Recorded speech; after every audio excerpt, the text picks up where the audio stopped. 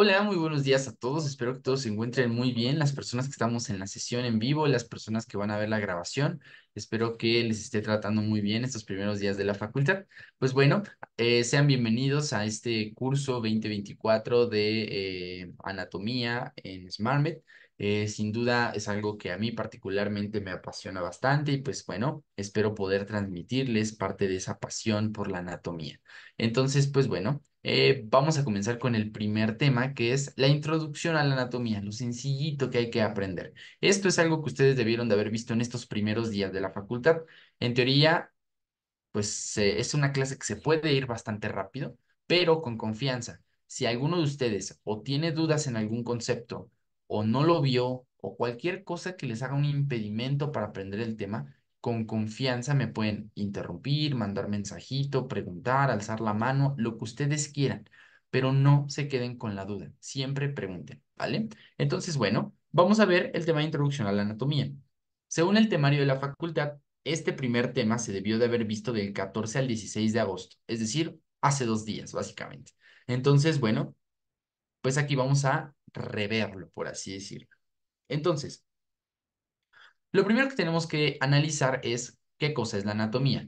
La anatomía es una rama de la medicina, en primera instancia, ¿vale? Hagan de cuenta que la medicina es como un tronco grandote y la anatomía es así una ramita que se va de ese super megatronco, ¿vale? La anatomía es una de esas materias que se consideran materias básicas. ¿Por qué? Porque lo que ustedes aprendan aquí lo van a ocupar en absolutamente todas las demás materias clínicas y pues de urgencia de la carrera, ¿vale? Entonces, la anatomía, si tenemos que otorgarle una definición, tendríamos que mencionar que es una ciencia o una rama de la medicina dedicado a la estructura perdón, dedicada al estudio de la estructura y la forma del cuerpo humano. En palabras concretísimas, la anatomía es el estudio del cuerpo humano de forma macroscópica. ¿Qué quiere decir macroscópico? Macroscópico es todo, absolutamente todo lo que yo pueda ver a simple vista, es decir, con mis ojos. Si, por ejemplo, tengo que utilizar ciertos lentes o ciertos instrumentos que me acerquen a la ultraestructura de esas partes o porciones del cuerpo que yo quiero estudiar, eso ya no es anatomía, eso es histología, ¿vale? Entonces, todo lo que yo vea con mis ojos, eso es anatomía, en pocas palabras.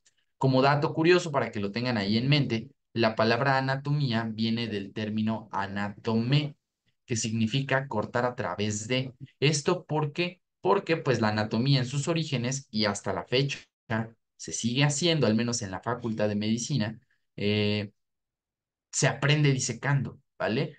Sí, claro, se puede aprender de mil y un formas leyendo, viendo y demás, pero la anatomía pura, así a piel, a flor de piel, diría el dicho, se aprende disecando un cadáver, ¿vale?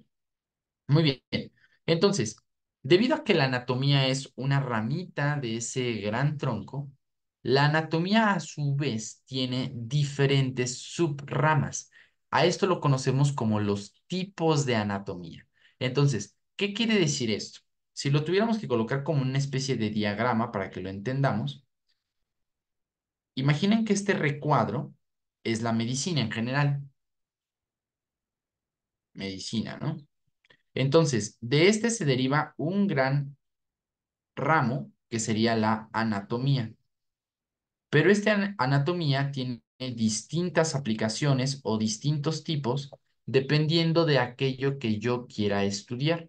Entonces, los primeros dos grandes tipos de anatomía que yo debo de conocer sí o sí son la anatomía regional o topográfica y la anatomía segmentaria, ¿vale? Vamos a comenzar con primero la anatomía segmentaria. La anatomía segmentaria va a ser este tipo de anatomía que divide al cuerpo en segmentos.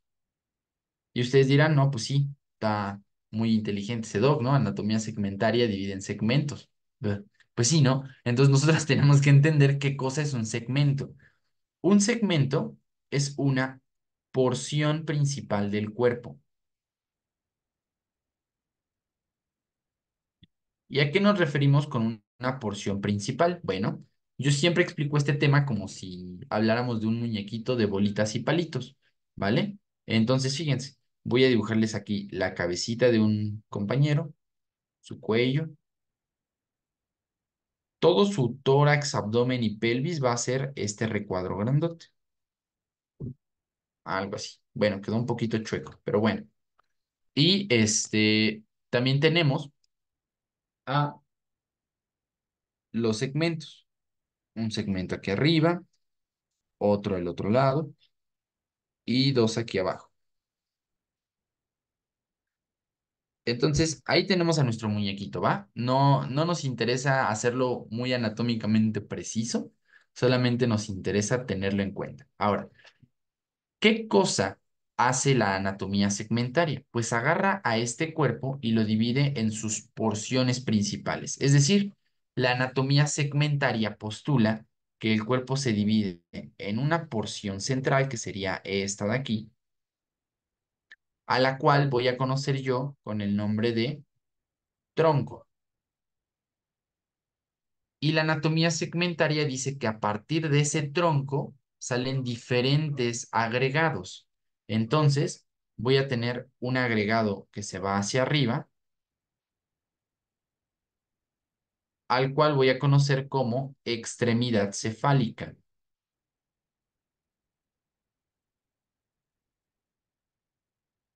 Cefálica. Voy a tener otro agregado hacia los lados, uno de un lado y otro del otro lado, al cual la voy a conocer con el nombre de extremidad superior. Y por último tendría una porción inferior, muy sencillísimo, que se va a conocer como extremidad inferior. Entonces, si se dan cuenta, la anatomía segmentaria lo único que hace es agarrar el cuerpo y ¡pum! Dividirlo en pedazotes, por así decirlo. Entonces, si les llegaran a preguntar en algún examen, ¿es el tipo de anatomía que divide al cuerpo en tronco y extremidades? Ustedes tienen que saber qué es la anatomía segmentaria. ¿Por qué? Porque divide al cuerpo en sus porciones principales. ¿Va? Ahora bien, si nosotros entendemos la anatomía segmentaria, nos va a ser mucho más sencillo entender la anatomía regional o topográfica. ¿Por qué? La anatomía regional o topográfica va a ser la anatomía que divide al cuerpo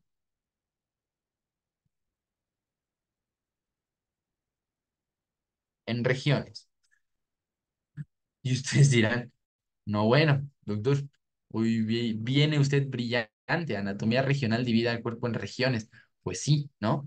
Pero ¿qué cosa es una región? Las regiones van a ser las subdivisiones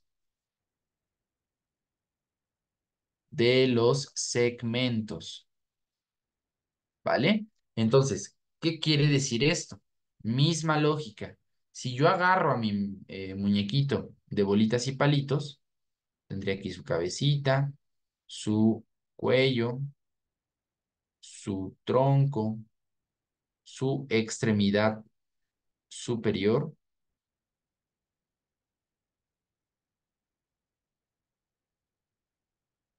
y su extremidad inferior.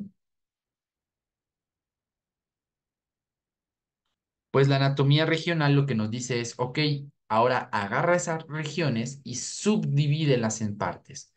Entonces, de tal forma, por ejemplo, que en este caso, la extremidad cefálica, que era esta de acá, se va a dividir en dos regiones, en la cabeza y en el cuello. La región del tronco se va a subdividir en tres grandes elementos, que sería el tórax, el abdomen y la pelvis. La extremidad superior se va a dividir de igual forma en tres regiones generales.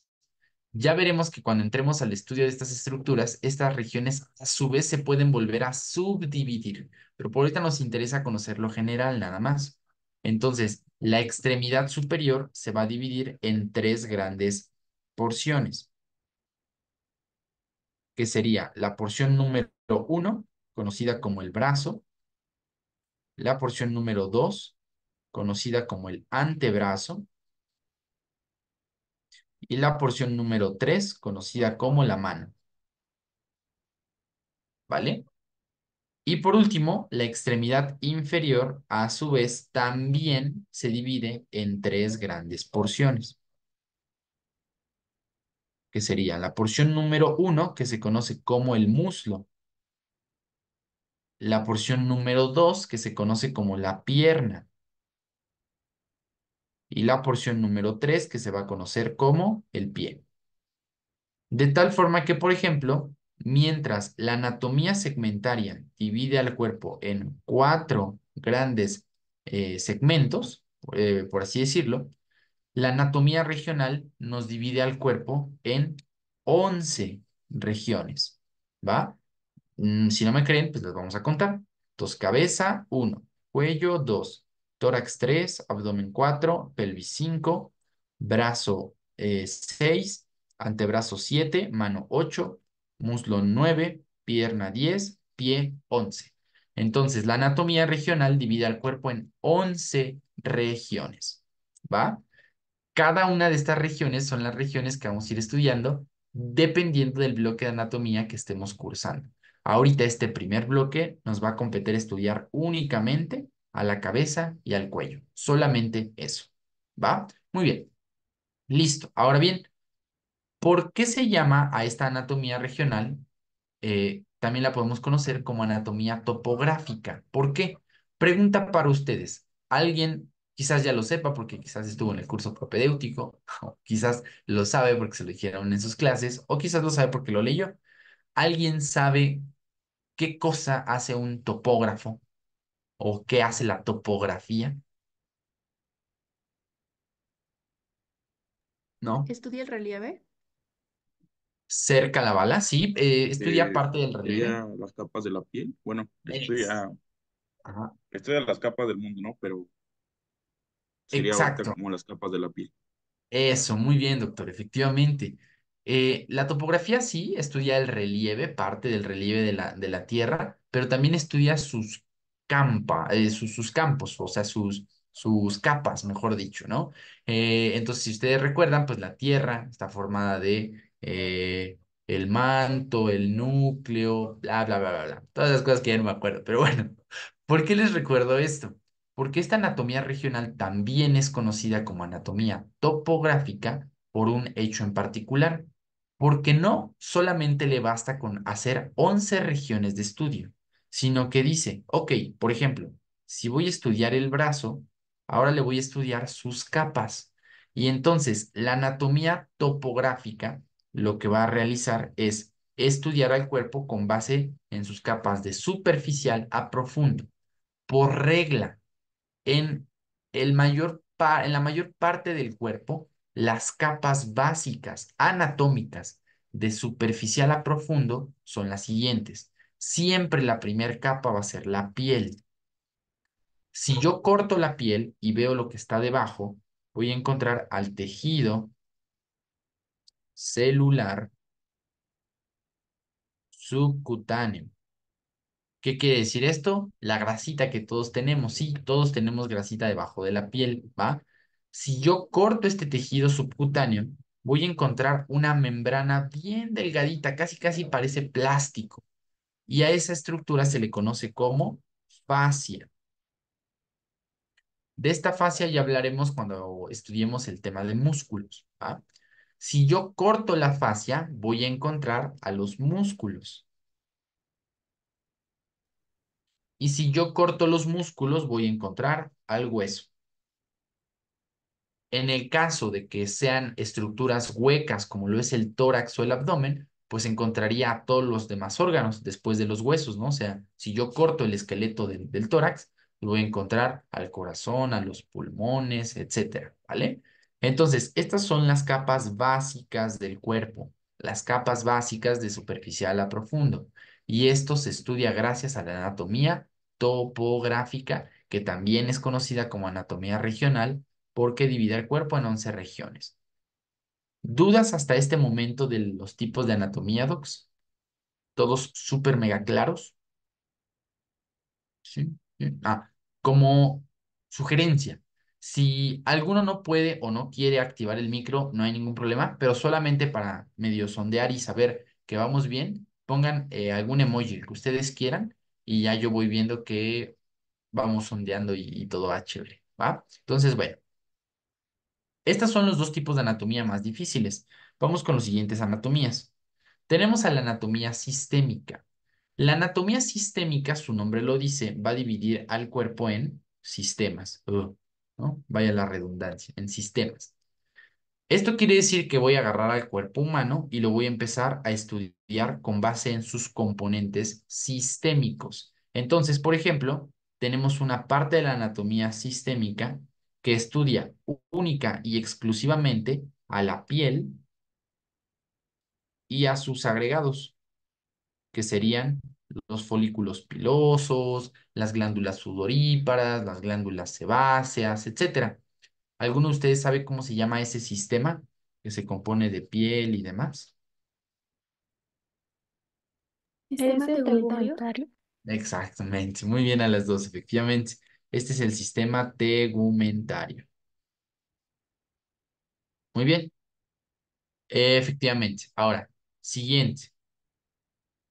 Tenemos un sistema que se compone de una bomba central conocida como corazón y de la cual se van a derivar una serie de vasos que funcionan como tuberías que van a estar encargados de distribuir y recoger toda la sangre por todo el cuerpo. Este pues está muy sencillo y se llama sistema cardiovascular.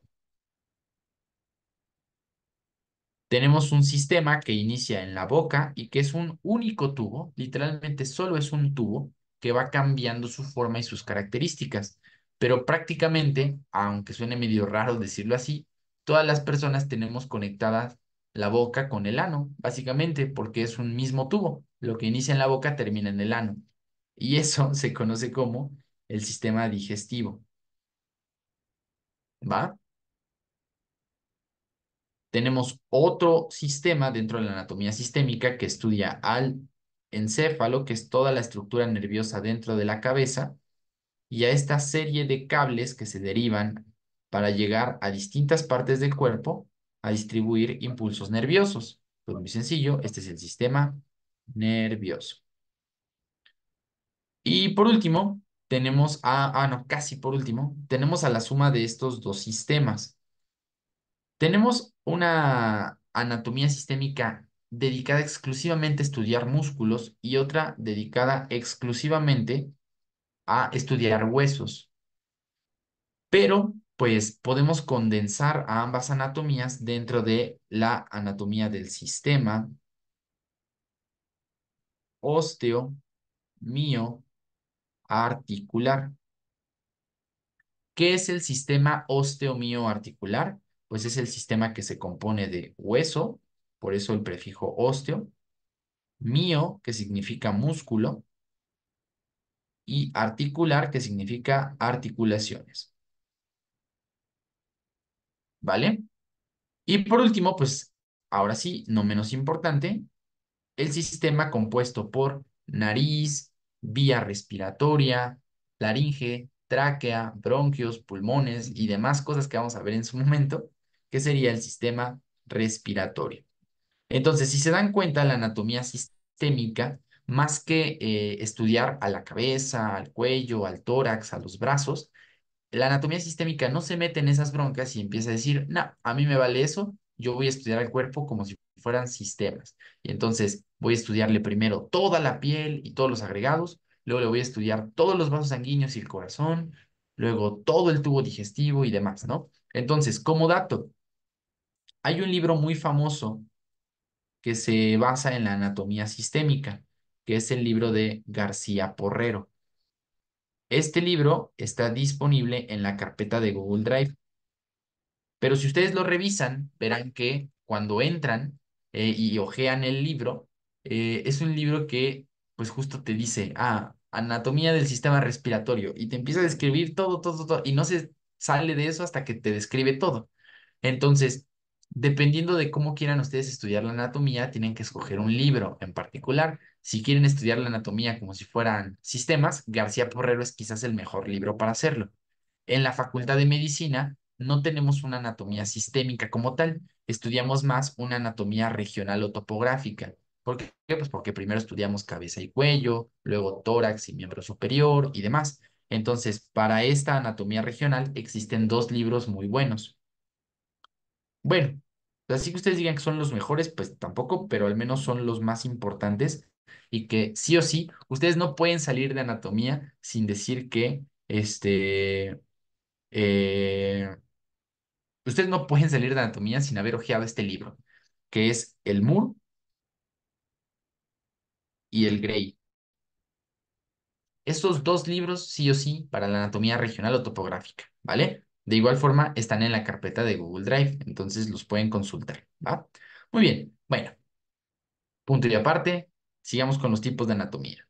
Vamos con el siguiente tipo de anatomía. Se conoce como anatomía descriptiva, muy sencillo. ¿Por qué se llama anatomía descriptiva? Porque lo que va a hacer es tomar a cierta estructura del cuerpo y comenzar a describir sus detalles y ultra detalles. ¿Qué quiere decir esto? Por ejemplo, aquí yo les puse un riñoncito que está así como en una manita, ¿no? Es como si alguien les dijera, a ver, descríbeme esto con anatomía descriptiva. Y entonces ustedes usualmente lo que deben siempre de hacer es ponerle una forma, un color, un tamaño, una estructura o textura y una sección de agregados. Entonces, siempre que ustedes quieran describir algo con base en la anatomía descriptiva, estos son los parámetros básicos. Si yo quisiera describir la forma del riñón, pues podría decir que tiene frijol o de alubia. También se le da ese término. El color es un color rojo tirándole al vino, ¿va? ¿Esto por qué? Pues por la gran cantidad de sangre. El tamaño, en promedio, mide 12 centímetros por 6 centímetros por 3 centímetros, más o menos. La textura, si yo toco al riñón como es, se siente liso, ¿vale? Y los agregados. Yo estoy viendo, por ejemplo, que aquí este riñón tiene la presencia de tres estructuras, que por orden serían la arteria, la vena y esta estructura de aquí que se conoce como la pelvis renal. Ojo, esto no se lo tienen que saber desde ahorita. Esto de hecho lo vamos a ver hasta el bloque 3 de anatomía del riñón propiamente. Esto es solamente para que ustedes entiendan qué cosa hace la anatomía descriptiva. Pues, por ejemplo, en este caso que es del riñón, pues decimos que tiene agregados que corresponden a una arteria, a una vena y a una pelvis renal. Y se acabó. Eso es lo que hace la anatomía descriptiva. Ojo, también le podemos llegar a describir el peso, es decir, cuánto pesa en promedio. El riñón llega a pesar de entre 100 a 200 gramos, dependiendo del tamaño y de si tiene o no sangre. Entonces, bueno, verán que podemos hablar muchas cosas de una sola estructura. Pero a lo que yo quiero llegar, y que es lo que quiero que nos quedemos, es que la anatomía descriptiva toma una estructura y le empieza a describir todo lo que se puede ver a simple vista. ¿Vale? Muy bien. Y por último, los últimos tipos de anatomía. Es una última variación de la anatomía que se conoce como la anatomía clínica. La definición de anatomía clínica corresponde a la siguiente. La anatomía clínica es el tipo de anatomía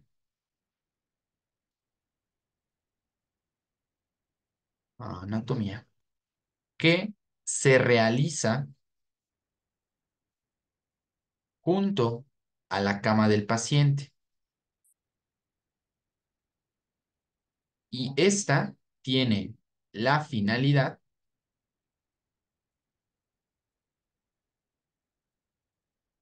su finalidad es resolver problemas clínicos. Entonces, ¿qué quiere decir esto? Que los conocimientos teóricos que yo tenga de la anatomía los voy a pasear en un paciente y voy a intentar ayudarle de alguna manera a resolver su problema clínico. Entonces, la anatomía clínica, a su vez, se subdivide en tres grandes tipos de anatomía, que serían la anatomía radiográfica, la anatomía de superficie y la anatomía de proyección. La anatomía radiográfica, pues su nombre lo dice, consiste en radiografías, es decir, en rayos X. ¿Qué quiere decir esto? Que yo voy a tomar una parte del cuerpo, le voy a sacar una radiografía y con base en los conocimientos teóricos que yo tengo, voy a ver si esa estructura a la que le saqué radiografía está o no en parámetros normales. Por ejemplo, esta radiografía que es una radiografía de mano, yo puedo compararla con la anatomía de una mano que yo puedo consultar en un libro. Entonces, por ejemplo, puedo corroborar que efectivamente tienen los mismos huesos, el mismo número de huesos, las mismas características y demás. Quizás lo más importante de la anatomía radiográfica es su aplicación en las fracturas, ya que, por ejemplo, si yo viera que este hueso de repente viene bien, bien, bien, bien, bien, bien y pum, de repente se corta y acá vuelve a iniciar otra vez, pues ahí yo puedo decir, ah, Caracas, trae una fractura. Entonces, con base en la anatomía normal que yo conozco porque ya la estudié, puedo ver esta radiografía e interpretarla, ¿vale? Y bueno, como dato curioso, esta es la primera radiografía que se tomó en la historia. Quien descubrió los rayos X, del cual no recuerdo su nombre ahorita se los digo, le tomó una radiografía a la mano de su esposa, por eso aquí aparece un anillo. Pero bueno, eso es un dato curioso nada más para que lo tengan ahí de, ay, güey, ya, ¿vale? Entonces, anatomía radiográfica, ver la anatomía con base en estudios de imagen, específicamente los que se hacen con rayos X, ¿va? Muy bien, ahora, siguiente, anatomía de superficie. Hace ratito cuando yo les preguntaba qué cosa hacía un topógrafo o qué cosa estudiaba la topografía, alguno de ustedes me comentó que estudiaba la estructura o el relieve y yo les dije, sí, en parte, pero no tanto por ahí, al menos no en anatomía. ¿Por qué?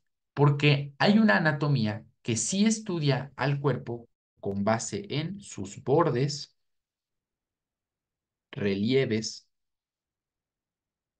surcos y depresiones. Y es la anatomía de superficie. En términos sencillitos y concretos, ¿qué hace la anatomía de superficie? Agarra al paciente y aunque suene medio raro, lo empezamos a toquetear, es decir, empezamos a tocar su espalda, vamos a ver que, por ejemplo, en su espalda tiene esta estructura central que va generando así como pequeñas ondulaciones, vemos que a los lados tiene un relieve muy prominente que se produce por un hueso llamado escápula y entre estos dos relieves tengo una zona que se hace como una especie de cavidad. Entonces, por ejemplo, todo eso lo va describiendo la anatomía de superficie. Esto quiere decir que si yo paso mi mano por la espalda del paciente, tengo que ir describiendo, pues en la línea central o en la línea media se refiere o se sienten distintas prominencias óseas que corresponden a la columna vertebral. A los lados tenemos a las prominencias generadas por las escápulas, que son dos bordes longitudinales y lisos y demás. ¿A qué quiero llegar con todo esto? A que si ustedes llegan a leer o les llegan a preguntar en algún examen, el siguiente enunciado corresponde a la anatomía descriptiva. Ustedes deben de buscar sí o sí el enunciado que mencione que el cuerpo tiene bordes, relieves, surcos o depresiones. Si les empiezan a poner, no sé, es que por ejemplo, esta anatomía se puede confundir mucho con la anatomía descriptiva, porque recuerden que la anatomía descriptiva describe tamaño, forma, peso, color, etcétera, pero sin tocar la estructura, simplemente con vista. En la anatomía de superficie sí o sí tengo que tocar al paciente. Por eso esa es la palabra clave. Si el enunciado dice, al tocar al paciente o a la exploración física, a la palpación, encuentro que el paciente tiene este surco, esta depresión y ta, ta, ta, ni le busquen, ni le busquen. Eso es anatomía de superficie. ¿Va? Esta anatomía clínicamente nos es muy importante, pues por ejemplo, para ver que la persona tenga una columna central, que no esté chueca, por así decirlo, que no tenga sitios de dolor, que no tenga alguna masa agregada, etcétera, etcétera, etcétera. Todo eso lo voy a saber tocando, ¿va? Muy bien. Y por último, la anatomía de proyección. La anatomía de proyección es la anatomía, es la rama de la anatomía clínica más importante para el aspecto quirúrgico. Ahora que entraron a medicina, deben de aprender a leer abreviaturas. Como se habrán dado cuenta, acá al lado les puse la abreviatura RX, porque RX significa rayos X o radiografía. Siempre que ustedes encuentren la abreviatura UX, significa cirugía o quirófano o cirujano o cualquier cosa que tenga que ver con cirugía. Entonces, la anatomía de proyección es la anatomía más importante para el aspecto quirúrgico. ¿Por qué? ¿Qué cosa hace la anatomía de proyección? La anatomía de proyección es el tipo de anatomía que estudia a estructuras internas con base en líneas y puntos imaginarios. Y yo siempre les pongo el siguiente ejemplo. ¿Nunca se han preguntado cómo le hacen los cirujanos para extirpar o para retirar algún órgano y que ellos sepan la ubicación exacta del órgano sin tener que abrir y empezar a buscarlo? Bueno, pues eso se hace con base en la anatomía de proyección. Y el ejemplo más característico es el del apéndice. El apéndice tiene, cuando nos da apendicitis, ojalá a nadie le dé apendicitis nunca en su vida porque es algo muy feo, pero bueno, a los que les llegue a dar apendicitis, pues es la inflamación del apéndice. El apéndice es una estructura que está aquí. Es un pedacito ahí como de tripita, por así decirlo, que es un remanente. En la edad adulta ya no nos sirve para nada y lo único que sirve es para que se inflame y le demos de comer al cirujano, básicamente. Entonces, el apéndice está aquí. Pero, por ejemplo, si yo fuera cirujano, ¿cómo sé que tengo que abrir aquí y no, por ejemplo, que tengo que abrir acá arriba o que tengo que abrir acá abajo? O por qué no, de una vez abro todo aquí en el centro y meto mi mano y saco la pinche apéndice. Bueno, eso pues, sería muy traumático, ¿no? Pero entonces aquí la pregunta es, ¿cómo le hacen los cirujanos para saber en qué punto deben de picar o de cortar exactamente? Pues porque utilizan la anatomía de proyección, utilizan líneas y puntos imaginarios. Y entonces lo que los cirujanos hacen es, ok, toman el ombligo y hacen una línea imaginaria que vaya del ombligo hacia esta bolita que ustedes alcanzan a ver aquí. Todos la tenemos, se la pueden tocar. Es una estructura ósea que se conoce como la cresta ilíaca anterosuperior. Cresta ilíaca anterosuperior. Entonces los cirujanos hacen esta línea imaginaria. Y entonces a esta línea imaginaria la dividen en tres pedazos. Y entonces el sitio en donde se une el tercio más alejado con los dos tercios más cercanos, es decir, este punto de aquí, ahí es el punto exacto donde está el apéndice. Y entonces los cirujanos dicen, yo sé que el apéndice está inflamada y también sé que tengo que abrir exactamente ahí para poder sacar el apéndice, ¿vale? Entonces, ¿cómo le hacen para ubicar las estructuras? Pues con base en líneas y puntos imaginarios. Por eso la anatomía de proyección es la anatomía más importante en el acto quirúrgico, ¿vale? Muy bien. ¿Dudas con los tipos de anatomía, doctores? ¿No? ¿Todo segurísimo? No, doctor. Va, conste, ¿eh? Yo les creo. Ok, entonces, ya hemos visto muchos tipos de anatomía, hemos visto ya muchos ejemplos. Ah, perdóneme, doctora Isabela, creo que usted sí tiene una duda. Sí, mi doctor nos había hecho un ejemplo, pero no entendí muy bien a qué se refería porque se empezó a tocar la muñeca y dijo que qué tipo de anatomía se estaba aplicando ahí. O sea, se estaba tocando la muñeca así tal cual. que lo estaba tocando, dijo, ¿qué tipo de anatomía estoy aplicando ahorita para encontrar un hueso? Ok, esa es una buena pregunta. Quizás lo que tu doctor estaba queriendo hacer era, bueno, para que todos lo vean, y lo pueden hacer, lo pueden checar ustedes en sus manos. La muñeca tiene dos piquitos aquí a los lados, este piquito de acá y este piquito de acá que es menos prominente. Entonces, este piquito de acá corresponde a un hueso que está aquí, que se conoce como el radio. Y este piquito de acá corresponde a otro hueso que se conoce como la ulna, ¿vale? Entonces, lo que estaba haciendo ahí al tocar es sentir a esta bolita que se llama proceso estiloides, ¿vale? Entonces, tú respóndeme o cualquiera de ustedes respóndame. Si yo utilizo mi mano para tocar este relieve en la muñeca que se conoce como proceso estiloides, ¿qué tipo de anatomía estoy utilizando? Superficie. De La superficie. superficie. De Anatomía de superficie. sí, exactamente, porque estoy tocando el relieve que está generando el proceso estiloides. Muy bien, efectivamente. Entonces, quizás, así como me cuentas el ejemplo, Doc, y por lo que entiendo, quizás a eso se refería tu doctor. ¿Te quedó claro, Doc? Sí, sí, creo que sí. Gracias. Va, vale. De todas formas, si sigues teniendo ahí la dudita o algo así, con confianza puedes volver a preguntarme o mandarme mensajito con otro ejemplo. No te preocupes. Doc Fer, creo que tiene otra duda. Sí, buenos días. Es Hola. que mi profe de anatomía nos hizo un examen Ajá. y nos puso que la auscultación, qué tipo de anatomía era, y yo me confundí, puse de superficie y él me dijo que era de proyección, pero no Efectivamente. entendí el por qué. Ah, ok. Es una muy buena pregunta esa que te hizo tu doc, pero quizás no le entendiste porque a lo mejor no les explicó eso. Es una anatomía de proyección. ¿Por qué?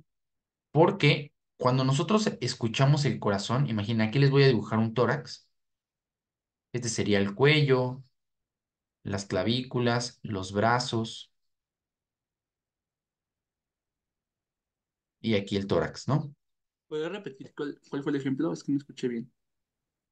Sí, o sea, dijo la compañera, es que a mí mi doctor me hizo una pregunta en el examen que decía que qué tipo de anatomía era la auscultación y me dijo que era de proyección. ¿Por qué? Y yo les voy a decir por qué. Aquí tenemos el tórax. Entonces, aquí tenemos los pezones y acá el ombligo, ¿no? Más o menos. Cuando nosotros escuchamos el corazón, no nada más es poner el estetoscopio en el tórax en cualquier parte. No, hay una cosa que se conoce como los focos cardíacos. Los focos cardíacos son los sitios específicos en donde yo voy a colocar el estetoscopio para escucharlos. Y clásicamente tenemos cuatro. Uno del lado derecho, solamente uno del lado derecho y tres del lado izquierdo. No se los tienen que aprender ahorita, se los coloco solo para que lo entendamos, porque esta es la explicación que necesitabas, Doc, para entender por qué la auscultación es una anatomía de proyección. Entonces, fíjense, aquí tenemos al foco aórtico, aquí tenemos al foco pulmonar, acá tenemos al foco tricuspidio y acá tenemos al foco mitral. No se preocupen, no se tienen que aprender los nombres ahorita. Cada uno de estos tiene una ubicación en específico. Por ejemplo, estos primeros dos focos de aquí están a nivel de un espacio que se conoce como el segundo espacio intercostal. ¿Qué quiere decir esto? Que están debajo de la segunda costilla, ¿va? Y por ejemplo, estos dos de abajo están a nivel del quinto espacio intercostal.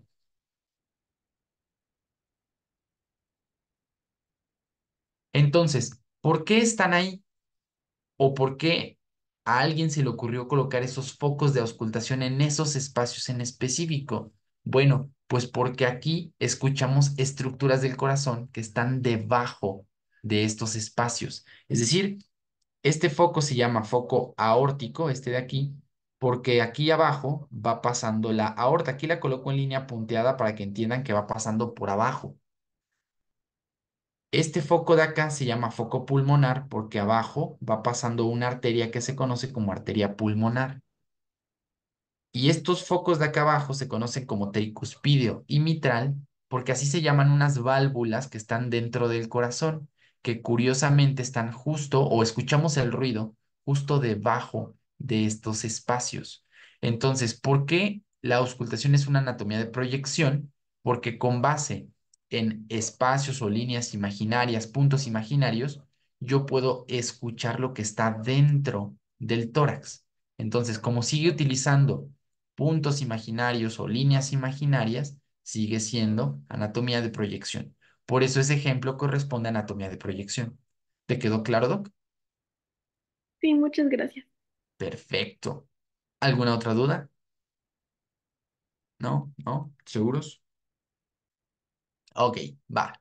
Men, si no hay otra duda, vamos a pasar a lo siguiente, que es ya lo último que nos resta. Es hablar de la terminología médica y entender ahí algunos conceptos muy sencillos. Entonces, antes de continuar con esta primera parte, me gustaría que nos diéramos unos 10 minutitos de descanso. Ya llevamos casi la hora completa de clases, poquito más, poquito menos. Entonces, nosotros en SmartMed siempre, cada hora vamos a estar dando un descansito de 5 a 10 minutos para que nos despejemos, comamos algo, escuchemos una rolita y regresamos al tema. Entonces, ahorita que ya terminamos de conocer todas las anatomías, vamos con la siguiente parte, que es terminología anatómica internacional, que es la última parte de la clase. Entonces, vamos a darnos un descansito, ¿va? Son 10:47. Si les late, nos vemos aquí como a las 11, ¿va? Que sean 13 minutotes. Entonces, despéjense, voy a ponerle pausa a la grabación y ahorita nos vemos, ¿vale? Listo, pues bueno, estamos de vuelta. Ahora vamos a ver la terminología anatómica internacional. ¿Qué cosa es esto de la terminología anatómica internacional? Bueno, la terminología anatómica internacional fue, mejor dicho, un consenso mundial en donde se postularon ciertos puntos muy importantes para fomentar un adecuado estudio de anatomía. ¿Por qué? ¿Qué es lo que pasaba antes de que se hiciera esta famosa terminología anatómica internacional?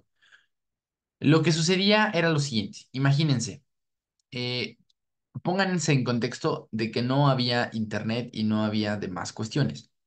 Entonces, por ejemplo, ustedes llegaban a un lugar y empezaban, por ejemplo, a estudiar la anatomía de este celular. Y entonces empezaban a ver que estaba acostado, que era horizontal, lo tocaban y tenía relieves, tiene aquí unas cámaras y demás.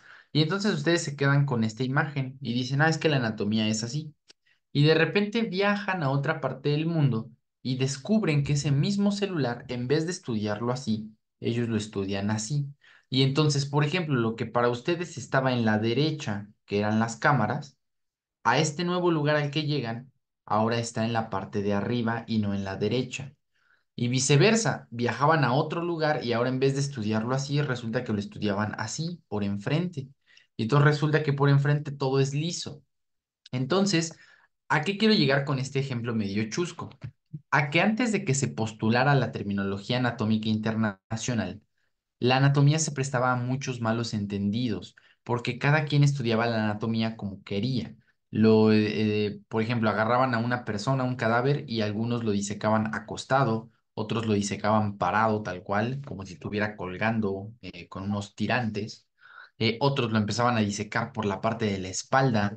Entonces, pues se prestaba mucho a estas interpretaciones de, no, es que yo vi, por ejemplo, el corazón hacia la izquierda. Ah, no, pero es que como yo comencé por la espalda, yo lo vi hacia la derecha y demás, ¿no? Entonces dijeron, mira, vamos a evitarnos de broncas y para que no caigamos en este tipo de errores y redundancias, vamos a poner ciertas reglas para estudiar a el cuerpo humano que nos permitan que la misma anatomía que aprendemos aquí sea la misma que se aprenda en cualquier otra parte del mundo.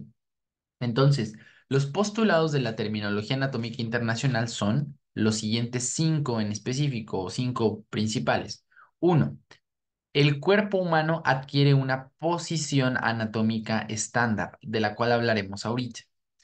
Dos, Este cuerpo se tiene que cortar siempre con los mismos cortes. Es decir, no puedo andar ahí jugando a machetear el cuerpo porque lo voy a destajar. No, lo que tengo que hacer es aplicar cortes bien establecidos que me permitan estudiar las estructuras de determinada forma. Ahora bien, esto nos va a permitir que las direcciones que se están estableciendo entre las estructuras puedan tener una adecuada relación. Es decir, que si yo corto y veo dos estructuras internas, siempre van a estar a la misma distancia o en la misma posición, ¿va? Ahora bien, otro postulado de la terminología eran las no nomenclaturas y los no epónimos, que es el más importante. ¿Qué quiere decir esto?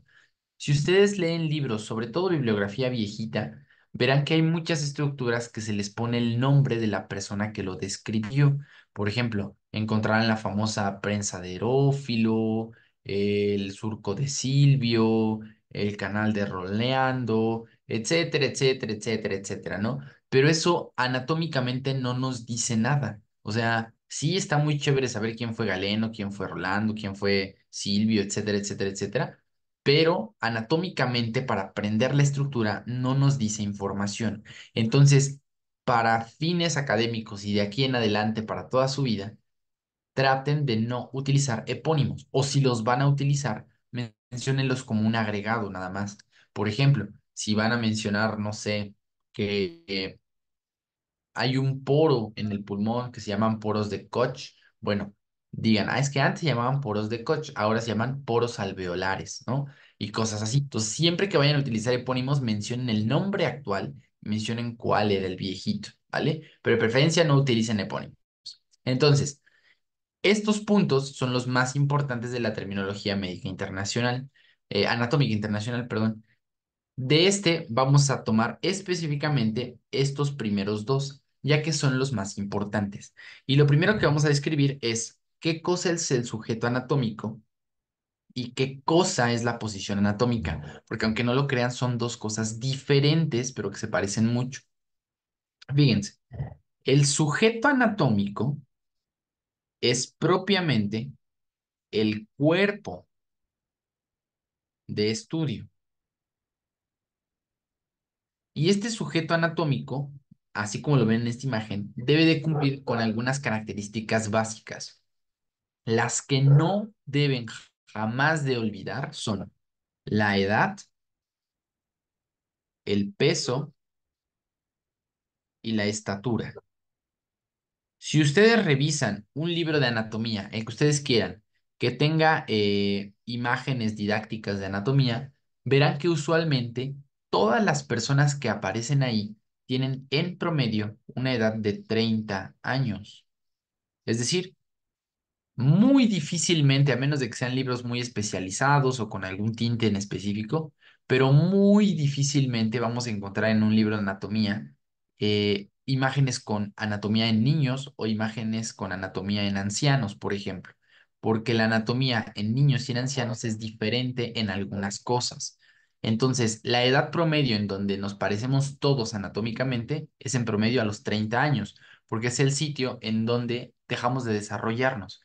Lo que ustedes no desarrollaron a los 30 años difícilmente lo van a desarrollar después, ¿vale? Entonces, por eso se contempla esta edad. Doctora Laura, creo que tiene una duda.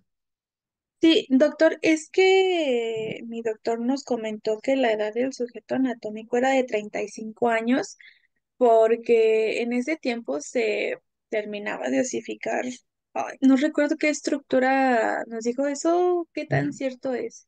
Es cierto, más que terminar de osificarse, es el sitio en donde se cierra una cosa que se conoce como el cartílago de crecimiento o el canal epifisiario. Ya lo veremos en el tema de huesos.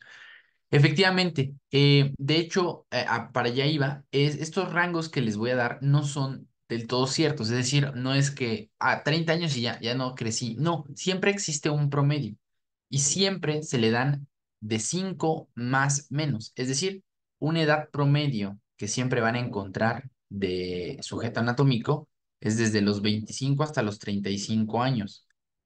Y la razón en parte es esa. De hecho, Doc, el cartílago de crecimiento en el mayor número de personas se cierra a los 33 años. pero pues justo nunca podemos dar un absoluto en algunos datos. Entonces, si bien la edad promedio es 30, porque es lo que queda entre el 25 y el 35, sí se puede extender de 30 a 35, ¿vale? Entonces sí, no es erróneo ese dato que te dio tu doc, ¿vale? Muy bien. Ahora, siguiente, el peso. En promedio, un sujeto anatómico va a pesar 70 kilogramos, pero misma cuestión, no podemos ser tan tajantes con el peso. Siempre le vamos a dar una variante o un rango. Y entonces podemos decir que va desde 65 hasta 75 kilogramos. Aunque a mí me ha tocado ver algunas bibliografías, sobre todo estadounidenses, perdón, en donde mencionan que hasta 80 kilogramos puede ser válido, pero al menos para México y lo que siempre se nos dice en la facultad, 70 kilogramos como número estándar, 65 a 75 como máximo, ¿vale? Muy bien. Y por último, la estatura. En promedio va a medir 1.70 metros. Misma cosa, más menos. Puede ir desde 1.65 hasta 1.75 metros en promedio, ¿vale? Entonces, como tips básicos, apréndanse el número estándar, 30, 70, 1.70, se acabó. Y ya nada más recuerden que es el más menos 5, ¿va? Más o menos así. Ok, entonces, eso es del sujeto anatómico. Entonces, el sujeto anatómico es enteramente el cuerpo que yo voy a estudiar y las características que este cuerpo tiene. Cuando yo veo la posición anatómica, que es el otro concepto, pues su nombre lo dice, posición. La posición anatómica corresponde a la postura y dirección que tendrá el cuerpo o que tendrá el sujeto anatómico. ¿Qué quiere decir esto? Regresando al ejemplo del celular, por ejemplo, si este fuera mi sujeto anatómico, ¿cuáles son las características del sujeto anatómico? Bueno, que es una estructura metálica que pesa, no sé, 200 gramos, que mide, pues que serán como unos 12, 13 centímetros, etcétera. Eso es la característica de este sujeto anatómico. La posición anatómica quiere decir, ok, ¿ahora qué? ¿Cómo lo voy a estudiar? Así, así, acostado, en diagonal, en vertical. ¿Cómo lo voy a estudiar? Eso es la posición anatómica. Y entonces, para que no caigamos en eso de, es que yo lo vi a la derecha y yo lo vi a la izquierda, pero acá lo describen arriba y acá lo describen abajo, la posición anatómica debe de cumplir ciertas características específicas. Vamos a comenzar con las más importantes de arriba hacia abajo. A nivel de la cabeza, cabeza o cara, como le quieran decir, por ahora. El sujeto anatómico tiene que estar mirando al horizonte. En algunas bibliografías se le conoce como la mirada perdida. ¿Por qué? Porque es una mirada que no está viendo a un punto fijo, simplemente está dispersa. Está con la vista hacia el frente, pero dispersa. ¿Va? Por eso decimos mirada al horizonte. Número dos, la cara del sujeto debe de ser agesticular. ¿Qué quiere decir esto? No debe tener una expresión evidente. Es decir, no van a ver un sujeto anatómico enojado, triste, llorando, nada de eso. Siempre va a tener una expresión relajada, tranquilita, ¿vale? Muy bien. Y tercero, para que digamos que la posición de la cabeza es correcta, los ojos tienen que estar alineados con el borde superior de la oreja, como si fueran mis lentes. Si se dan cuenta, mis lentes, esta parte, forman una línea completamente horizontal y recta. Esto provoca que si mi ojo está a la altura del borde superior de mi oreja, no voy a tener ni la cabeza hacia arriba ni la cabeza hacia abajo. Siempre va a estar al centro, en una posición normalmente anatómica. Entonces, es la última característica importante de esta parte superior, que el ojo debe estar a la altura del borde superior de la oreja. ¿Va? Muy bien. Ahora, siguiente estructura que tenemos que conocer sus puntos importantes. El miembro superior.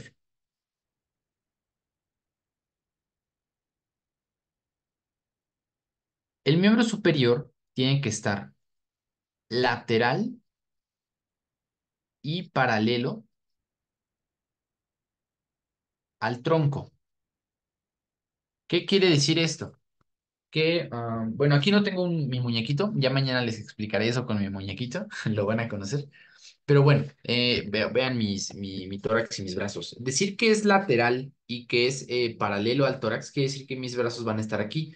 No los voy a tener ni hacia adelante ni los voy a tener hacia atrás, porque eso ya no sería paralelo al tórax. Tiene que estar aquí, al ladito del tórax, ¿vale? Entonces, lateral y paralelo. Ahora bien, segunda característica. Las manos, si ustedes se dan cuenta, fíjense, están viendo hacia adelante. Es decir, están así. A esto, en anatomía, no le voy a decir boca arriba. Desde el día de hoy, ustedes tienen prohibidísimo decir la palabra boca arriba. Tienen que aprender cómo se dice boca arriba en medicina. Y boca arriba se dice supino, ¿vale? Entonces decimos que las manos están en supino, es decir, boca arriba, ¿va? Muy bien. Ahora, siguiente característica, el tronco. ¿Cómo debe de estar el tronco? El tronco debe estar completamente erguido o erecto. Es decir, no puede estar flexionado ni hacia adelante, ni hacia atrás, ni hacia los lados. Tiene que estar derechito, en posición de firmes, como si fuera un soldadito casi casi, ¿vale? Entonces, erguido y erecto. Debe de estar central. Es decir, no puede estar ni curveado hacia un lado ni curveado hacia el otro lado. Tiene que estar completamente derechito, ¿vale? Muy bien. Y respecto al tronco, esas son las dos características más importantes, ¿va? Y por último, el miembro inferior. Misma cuestión. El miembro inferior también debe estar completamente erguido o erecto. Es decir, no podemos tener sitios de flexión ni extensión, porque te recuerden, es una posición completamente de firmes, sí, firmes, ¿va? Muy bien. Ahora, los talones están cercanos a la línea media,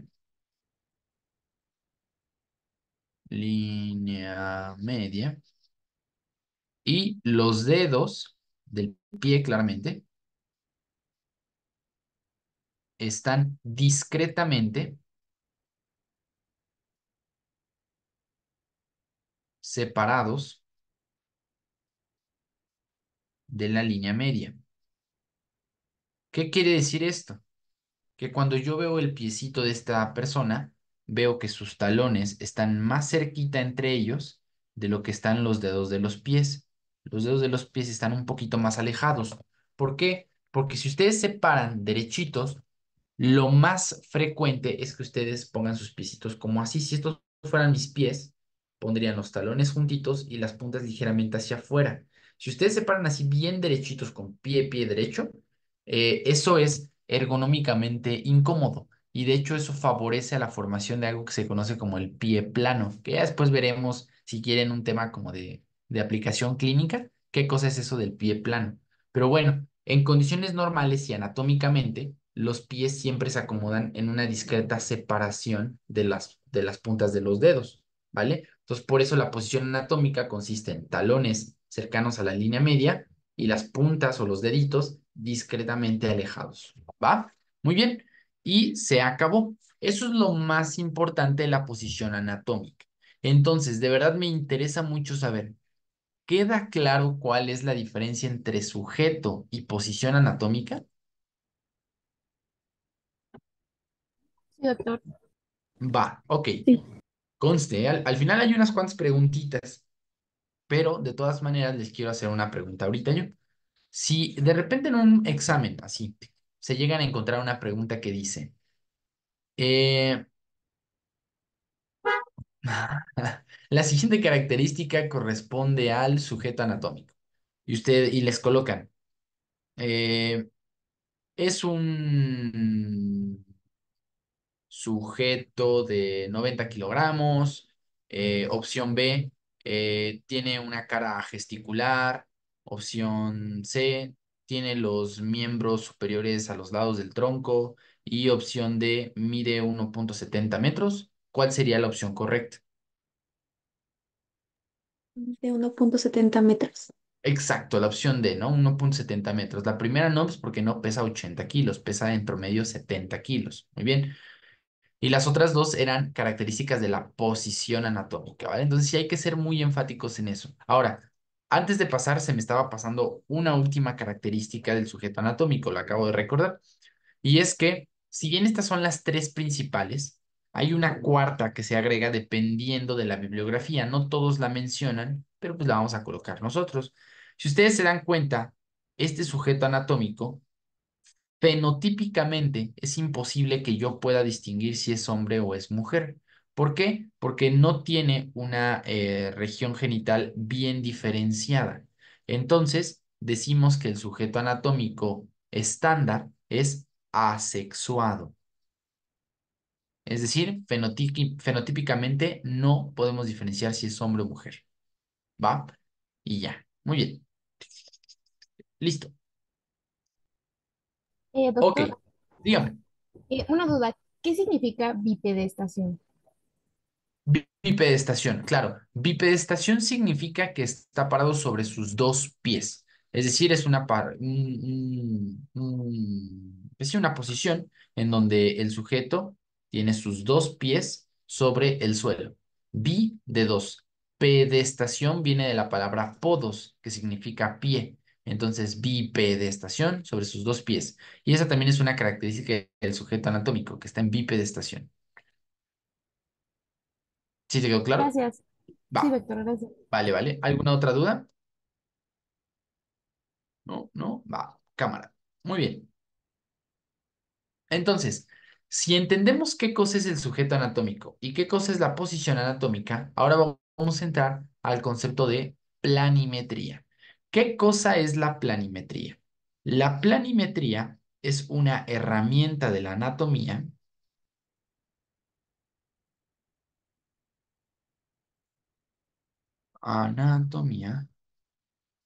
que facilita el estudio del cuerpo, facilita el estudio del cuerpo con base en planos o cortes, ¿vale? Es decir, la planimetría es como la carnicería. Es decir, yo voy a llevar mi cuerpo y le voy a dar ahí los cortes necesarios para yo poder estudiarlo adecuadamente, ¿va? Entonces, dentro de la planimetría tenemos tres cortes importantes o tres cortes básicos a diferenciar, que sería el plano sagital, el plano coronal y el plano transverso. Del primero del que vamos a hablar es del plano sagital. Entonces, para que yo pueda entender qué cosa es el plano sagital, tengo que entender lo básico del cráneo. Yo sé que en este momento quizás no lo sabemos, pero se los voy a adelantar. El cráneo está formado por muchos huesos. Dentro de estos huesos hay tres en este momento que me interesa que ustedes recuerden. Este hueso en rojo, que es el responsable de formar la frente, se conoce como hueso frontal. Entonces aquí tengo el hueso frontal, aquí tengo el hueso frontal y acá también es el hueso frontal.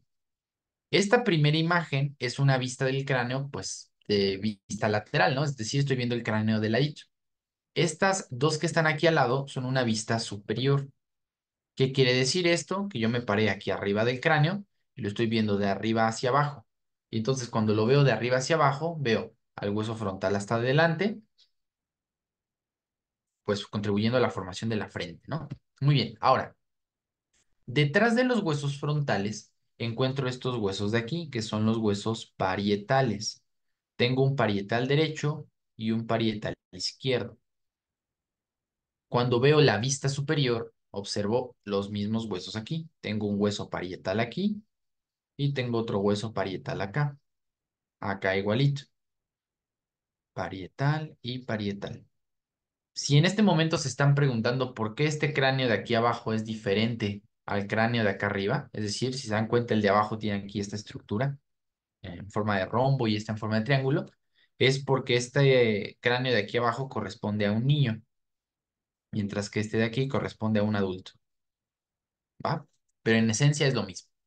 Ahora bien, ya que ubicamos los huesos, alguien de los que estuvo en el curso propedéutico o que quizás ya se los hayan dicho en sus clases, ¿alguien recuerda cómo se llama la articulación que se forma entre los huesos del cráneo? Suturas. Perverso.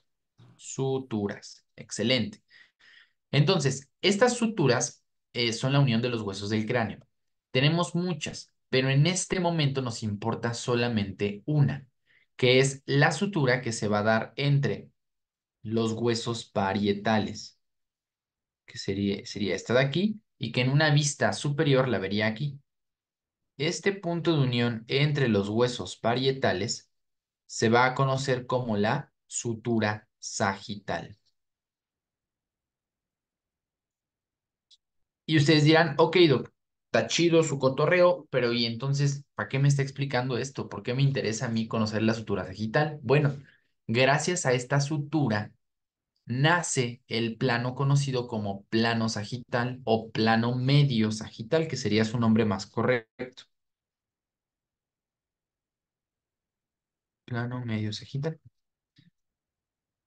Entonces, ¿qué quiere decir esto? El plano sagital va a ser un corte que yo le voy a hacer al cuerpo y que este corte tiene que pasar por la sutura sagital, de tal forma que cuando yo divida mi cuerpo, como sé que la sutura sagital está aquí arriba, uniendo a los dos huesos parietales entre sí, cuando yo pase mi corte sagital, mi cuerpo se va a dividir así,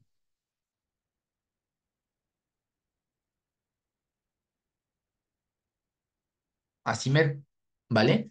Entonces, si se dan cuenta, ¿qué es lo que hace el plano sagital?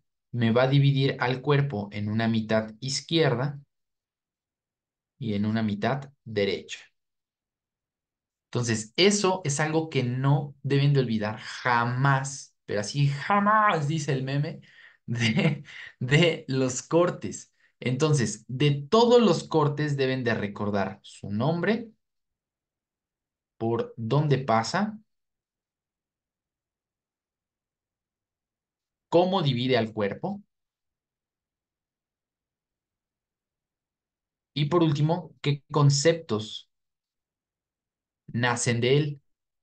Entonces voy a copiar estas características para ponerlas en los siguientes planos. Entonces, nombre de este plano, dijimos plano sagital. ¿Por dónde pasa? Por la sutura sagital.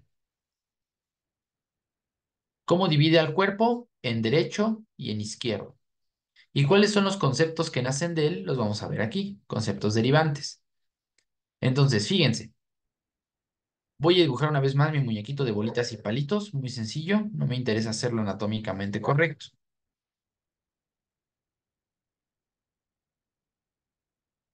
Listo, ¿no? Entonces, mi plano sagital quedamos pasa aquí. De este plano sagital, doctores, nacen dos conceptos extremadamente importantes, que son los conceptos de medial y lateral. Medial va a ser el concepto que yo voy a darle a toda estructura que esté cerca de la línea media. Lateral va a ser un concepto que yo utilice para decir que algo está lejos de la línea media. Veamos un ejemplo. Si yo coloco aquí una cara, donde estarían las cejas, la nariz, los ojos, la boca y las orejas, así, y yo de repente le hago pasar un corte sagital, complete usted. Si yo les pongo el siguiente enunciado, el ojo es respecto a la oreja. ¿Qué tendrían ustedes que decir? ¿Es medial o es lateral? Mediano. Bien. Exactamente. Es medial. ¿Por qué? Porque está más cerca de la línea media de lo que está la oreja. La oreja está más alejada. Entonces dice, el ojo es medial respecto a la oreja. ¿Por qué? Porque está más cerca de la línea media. El mismo ejemplo, pero ahora al revés. La oreja es, rayita, respecto a ojo. ¿Qué le dirían ustedes? ¿Medial o lateral? Lateral. Lateral. ¿Por qué? Pues la misma lógica, porque está más alejada de la línea media. Entonces, importante que recuerden estos conceptos. Medial se acerca a la línea media, lateral se aleja de la línea media.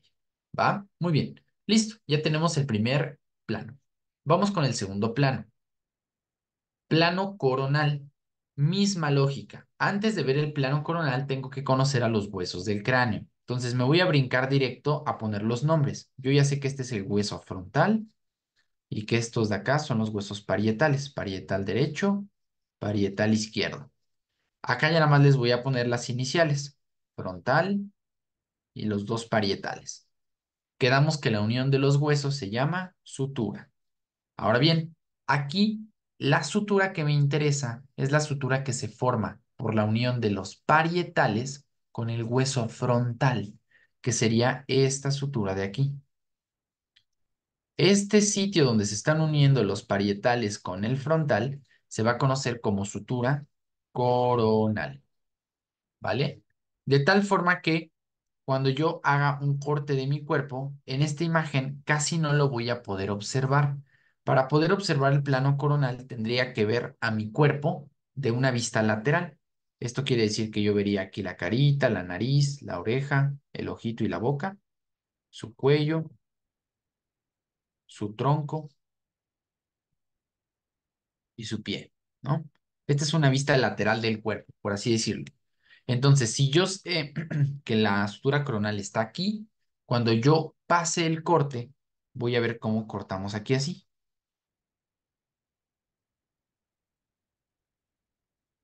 Más o menos así, ¿va? Entonces, si se dan cuenta, lo que hace el plano coronal es dividir al cuerpo en dos mitades. Una mitad que se va hacia adelante y otra que se va hacia atrás, ¿va? Entonces, vamos a completar lo mismo que habíamos puesto pero ahora con el plano coronal. Entonces, nombre, ¿cómo se llama? Plano coronal. ¿Por dónde pasa? Por la sutura coronal, que ya vimos es la que se forma por la unión del hueso frontal con los huesos parietales. ¿Cómo divide al cuerpo? Lo divide en dos mitades, en una mitad delantera y en una mitad trasera. Y los conceptos que nacen de él también van a ser dos. Copio este mismo dibujito de acá. Bueno, lo voy a volver a hacer para que lo entendamos. Una vez más, tengo mi cabeza, su nariz, su oreja, sus ojitos, su cuello, su tronco y su pie. Es una persona de ladito, ¿va? Así. Entonces, conceptos que nacen del plano coronal. Desde este momento, doctores, ustedes tienen prohibidísimo, al menos en anatomía, tienen prohibidísimo decir que una cosa está adelante y que una cosa está atrás. Cuando yo quiera decir que algo se va hacia adelante del plano, tengo que utilizar el concepto de anterior. Cuando yo quiera decir que algo se encuentra hacia atrás, tengo que decir que es posterior. Entonces, ¿qué significa cada uno de estos conceptos? Anterior significa que está adelante del plano, mientras que posterior significa que está atrás del plano. Misma cuestión, vamos a hacer un ejemplo. Voy a colocar una carita de perfil. Ahí tenemos su nariz. Y acá tenemos su oreja. Acá su ojito. Acá su boca. ¿Va? Y todo esto que sería su cabello. Algo así, ¿va? Es una persona de perfil. Acá se arribita su ceja. Muy bien. Entonces, fíjense, yo le hago pasar mi corte coronal. Misma condición. Les pido que ustedes me completen este ejemplo. El ojo es respecto. Uy, espérenme. Es rayita blanca respecto a la oreja. ¿Cuál sería la respuesta? Interior. Anterior. Interior. Exactamente. Anterior. ¿Por qué? Porque está adelante de la oreja, ¿no? Ahora bien, fíjense lo que voy a hacer. Siguiente ejemplo. El ojo es respecto a la nariz. ¿Ustedes qué dirían? Posterior. Exacto, posterior. Porque aunque el plano coronal pasa atrás del ojo, perdón, aunque el plano coronal pasa atrás del ojo, recuerden que en anatomía no podemos decir adelante o atrás, tenemos que decir anterior o posterior. Y como el ojo queda atrás de la nariz, aun cuando yo no tenga el plano coronal pasando aquí, por el simple hecho de que el ojo está atrás de la nariz, pues ya le tengo que dar el concepto de posterior. Entonces recuerden, anterior significa adelante, posterior significa atrás. Se acabó. ¿Va? Muy bien. ¿Dudas con el plano coronal o con el plano sagital? No, no, no, todo claro. Cámara. Muy bien. Siguiente. Ah, perdón, doctor Emilio, creo que sí tiene una duda. Sí, en clases mi doc mencionó que existe un plano medio. No sé si tenga Ujú. que ver con el sagital. Sí, mira, ese embrollo de los planos se hizo gracias a un libro, al famosísimo Moore. Hace unos años, habrán sido que como unos 6 años, yo creo, 5 años, todo era felicidad con los planos, porque todos los libros decían lo mismo. Decían, ok, este plano que pasa aquí por el centro del cuerpo y se llama plano sagital. Pero después llegó el Moore, les digo, hace como 5 años, 6 años, y él hizo un ligero cambio y dijo, para mí, el plano sagital no se va a llamar plano sagital, se va a llamar plano medio o línea media. Y las líneas que se encuentren al lado de esta línea, es decir, si yo a este plano medio, a la línea media, le pusiera dos líneas paralelas, Moore dijo, para mí esos van a ser los planos sagitales. Y entonces se hizo, con perdón de la palabra y de ustedes, se hizo un cagadero con los términos de los planos, porque ya no sabían entre cuál es plano sagital, cuál es plano medio y demás. Por ello, siempre y como recomendación propia, siempre que ustedes quieran hablar del plano sagital, llámenle por su nombre completo, que es el plano medio sagital o la línea media, son sinónimos. El plano medio sagital o la línea media son el mismo trazo, son la misma línea, solo que con nombres diferentes.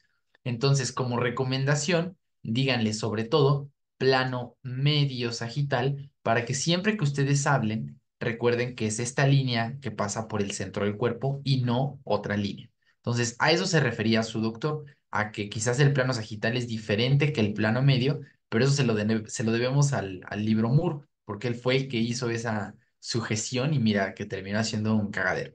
Pero fue por eso, ¿vale? ¿Sí te quedó claro, Doc? Sí, todo claro, gracias. Va, que va. ¿Alguna otra duda? ¿No? ¿No? ¿No? ¿Todo claro? Va, cámara. Muy bien. So, Pues vamos con el último término. No, plano, perdón. Le voy a meter un poquito de más velocidad porque me interesaría terminar el tema y si no, pues al menos dejar una diapositiva nada más libre. Entonces, último plano, clásico. El plano axial o transversal. Este plano axial o transversal recibe su nombre ya no por una sutura o algo similar, sino por el origen de su palabra. La palabra axial viene del término axis y la palabra axis significa eje. Esto quiere decir que va a ser un plano que va a cortar al cuerpo sobre su eje corporal. ¿Qué quiere decir esto del eje corporal?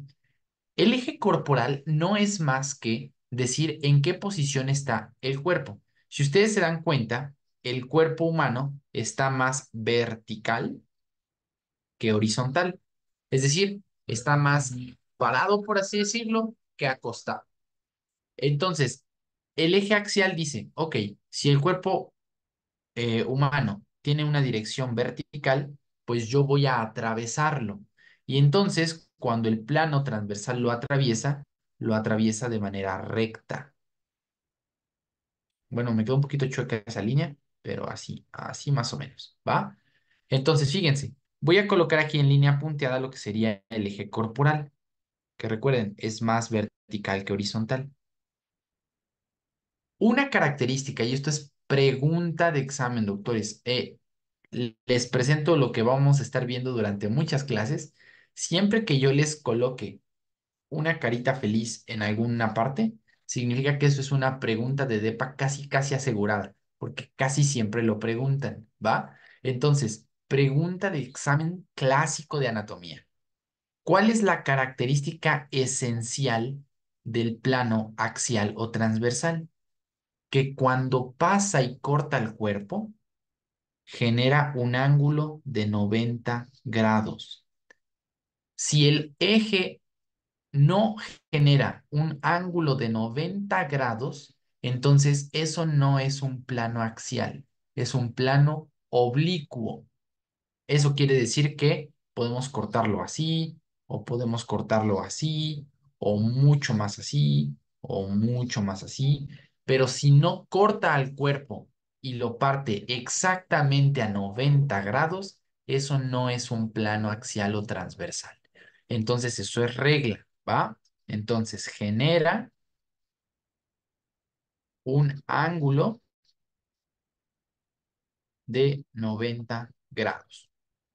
¿Va? Perfecto, se acabó. Eso es lo que hay que saber. Ahora bien, los conceptos derivantes que nacen de este corte. Vamos a tener dos clásicos.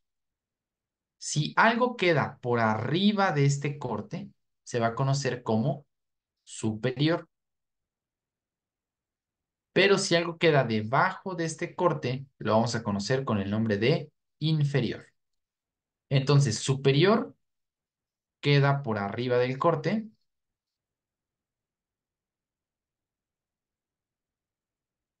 y inferior queda por debajo.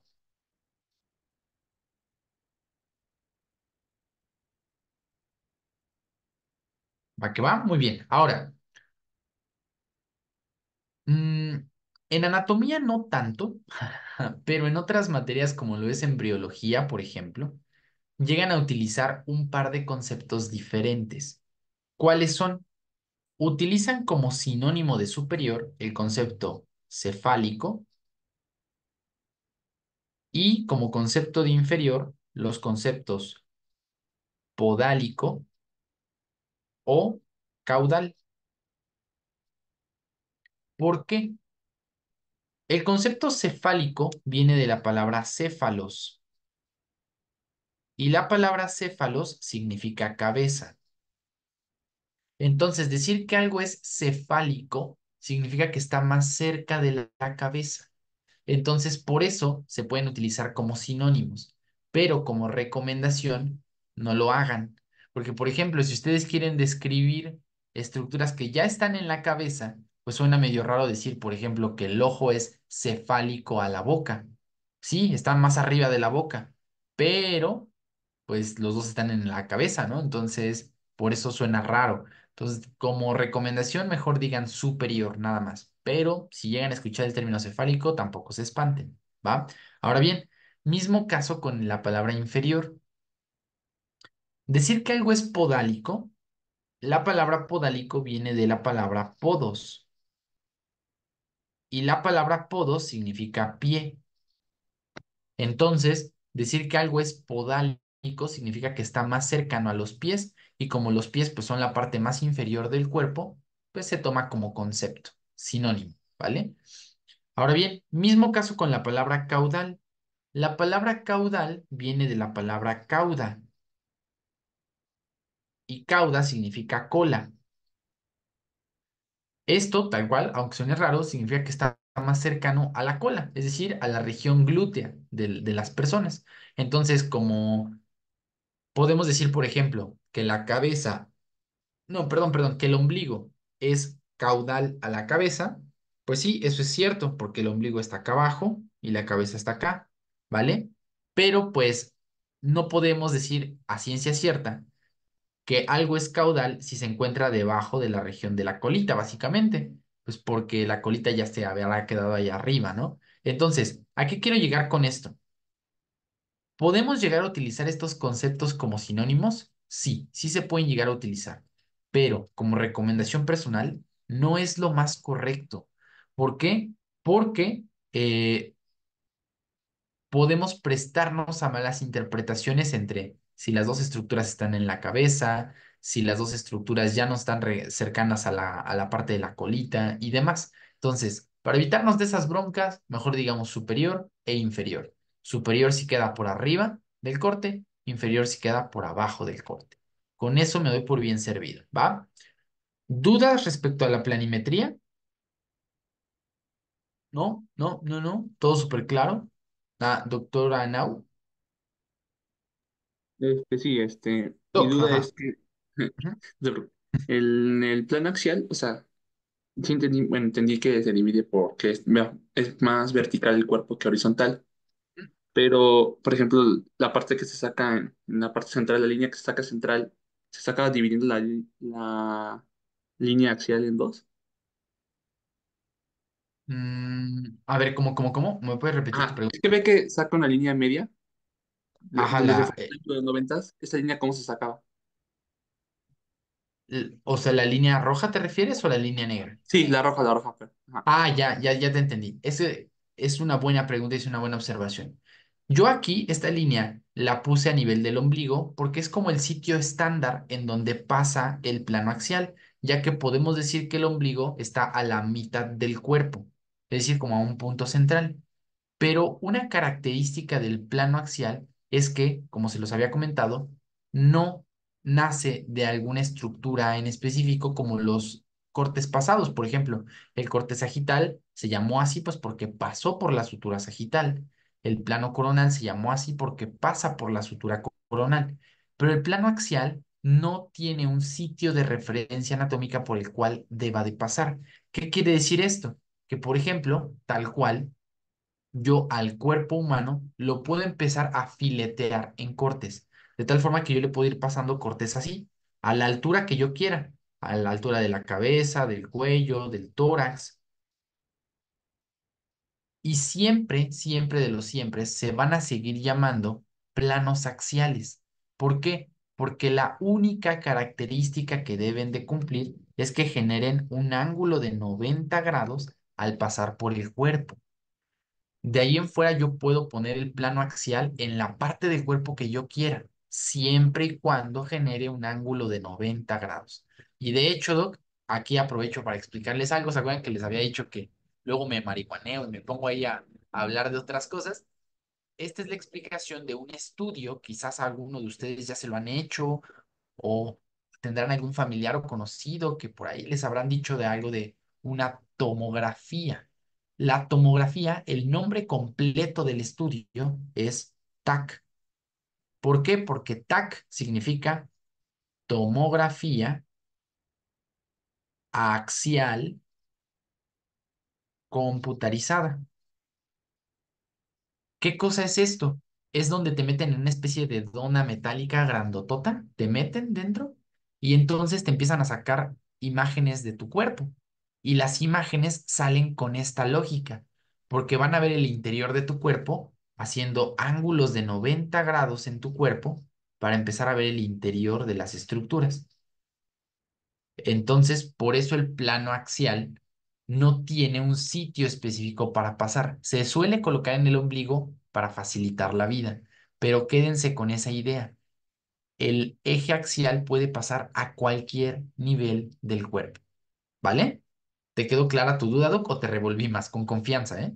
No, sí quedó clara. O sea, por ejemplo, si llegáramos a ver la cabeza, no sé, pondríamos un plano axial, por ejemplo, en la nariz, ¿no? Para ponerlo un poquito más fácil, ¿no? Y ya diríamos, no, pues el ojo está superior, etcétera, etcétera, ¿no? Exactamente. Yo puedo partir aquí tal cual, imaginen, si me pusiera así como el corte coronal, si fueran, perdón, el corte axial, si fueran mis deditos, yo lo puedo pasar entre el labio y mi nariz y decir que la nariz es superior a la boca. O, por ejemplo, lo puedo pasar a nivel de la nariz y decir que el ojo es superior a la boca y demás, ¿no? Entonces, sí, tú puedes pasar literalmente, puedes pasar el corte por donde tú quieras, donde tú quieras. La única regla es que haga un ángulo de 90 grados. Imagínate. Justo este estudio de la tomografía axial computarizada es tan potente que te puede llegar a sacar miles de imágenes de la cabeza. Por ejemplo, eso quiere decir que te pueden hacer miles de cortes en imágenes, claro, miles de cortes en imágenes para que tú veas todo el interior de la cabeza. Y esas imágenes tienen separaciones de 2 o 3 milímetros entre sí. Es decir, es como si te estuvieran tomando una foto cada 3 milímetros que van avanzando en tu cabeza. Es una cosa impresionante. Déjenme ver si tengo aquí tengo un videíto. Bueno, no sé, yo sé que ustedes no están para saberlo ni yo para contárselos, pero tengo un familiar que es médico, este, y él luego trabaja mucho con tomografías y esas cosas. Entonces, déjenme ver si encuentro aquí un videíto a la mano, porque me gustaría que, aprovechando que estamos viendo esto, pues ustedes pueden entender la cuestión de las tomografías, que ya es una cuestión más clínica. Aunque bueno, creo que no lo tengo, pero bueno, se los quedo a deber. Por ahí lo debo de tener, pero ahorita de momento no lo tengo a la mano. Pero bueno, cuando lo tenga ya les coloco la imagen de las tomografías, ¿va? Pero bueno, sí. Entonces, ¿les quedó claro la parte del axial? Sí, Sí, sí, sí. doctor. Cámara, ¿eh? Cámara. Muy bien. Bueno, pues miren, con esto terminamos la parte de los conceptos. Ah, que por cierto, justo creo que no, quizás surgió esa duda porque no habíamos llenado las características de nuestro corte, ¿no? Entonces ya nada más para completarlo. ¿Cuál es el nombre del corte? Es el corte axial o transversal. ¿Por dónde pasa? Literalmente, por donde quieras. ¿Cuál es la única regla que debe de generar un ángulo de 90 grados? Es la única regla. ¿Cómo divide al cuerpo? En superior y en inferior. ¿Y cuáles son los conceptos? Pues estos mismos, superior e inferior, si queda arriba o si queda abajo. Listo, ¿va? Muy bien. Entonces, con esto terminamos la parte de planimetría. Solamente nos quedan entender estos conceptos que no dependen propiamente de cortes, ya lo entenderemos cuando lo veamos, y ver la diferencia entre órganos y vísceras. Es lo único que nos resta. Entonces, les propongo que dejemos la clase hasta aquí siendo 5 para las 12. Sirve que ustedes procesan esta información y el día de mañana, que es nuestra segunda clase muestra y nuestra segunda clase del curso, vamos a continuar con este tema, vamos a contestar las preguntas finales del PDF y vamos a continuar con el próximo tema, que es propiamente ya empezar a hablar de anatomía. Vamos a empezar a hablar de generalidades de los huesos, de los músculos, de las articulaciones y demás, ¿vale? Entonces, si no tienen dudas, vamos a dejar la clase hasta aquí. ¿Seguros que no hay ninguna duda? Sí, sí, ¿seguros? Sí, seguro. Todo viendo.